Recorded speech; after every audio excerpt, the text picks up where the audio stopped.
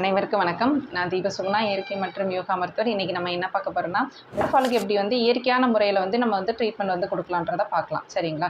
Hair fall ஆகுது அப்படின்னா நிறைய பேக் யூஸ் பண்ண ஆரம்பிங்க. முக்கியமாக ஆனியன், அந்த சின்ன வெங்காயத்தை எடுத்து நல்லா ஜூஸ் மாதிரி பண்ணி தலைக்கு நல்லா அப்ளிகேஷன் மாதிரி கொடுங்க. நல்லா அப்ளிகேஷன் கொடுத்துட்டு கொஞ்சம் மாஸ்க் மாதிரி நல்லா தலை ஃபுல்லாக நல்லா அப்ளிகேஷன் பண்ணி விடுங்க. இந்த மாதிரி அப்ளிகேஷன் பண்ணுறதுனால நம்மளோட அந்த சின்ன வெங்காயத்தில் சல்ஃபர்லாம் இருக்கும். இது கொலாஜன் ஃபார்மேஷனுக்கு ரொம்ப ஹெல்ப் பண்ணுற மாதிரி இருக்கும். ஸோ ஹேர் க்ரோத் இன்க்ரீஸ் பண்ணிட்டு ஹேர் ஃபால் ஸ்டாப் ஆகிறதுக்கு ஹெல்ப் பண்ணுது.